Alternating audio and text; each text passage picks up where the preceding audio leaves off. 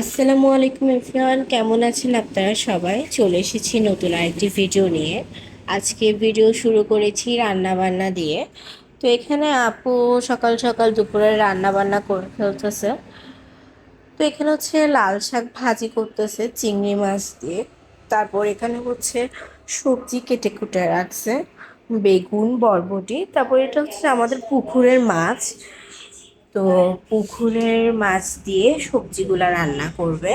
তো আপনাদের কার কার ভালো লাগে এরকম সবজি দিয়ে মাছ রান্না, আমাকে অবশ্যই জানাবেন। আমার কিন্তু পার্সোনালি অনেক বেশি ভালো লাগে। আর যদি বেগুন আর আলু থাকে তার তো কথাই নেই। তো এখানে হচ্ছে যে পেঁয়াজ, তারপর কাঁচামরিচ, রসুন এগুলো কেটে রাখছে যাতে রান্নার টাইমে হ্যাজেল ক্রিয়েট না হয়। তো এখানে হচ্ছে ছোট ছোট কতগুলা মাছ আছে না, ওগুলো আমি আপনারা তো জানেন আমি মাছের নাম জানি না। তো এগুলো জলপাই দিয়ে আর টমেটো দিয়ে রান্না করবে। তো দেখেন মাছগুলো কত সুন্দর করে জলপাই দিয়ে রান্না করতেছে।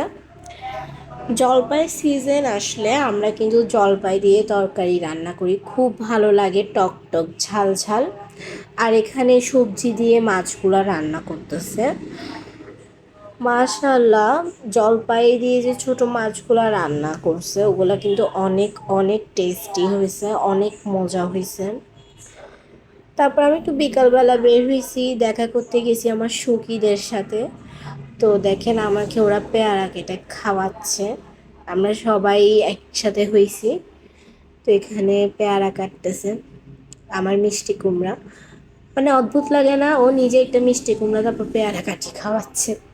আর এখানে একটু আমরা আমাদের আবিহা মনির সাথে একটু দুষ্টুমি করছি।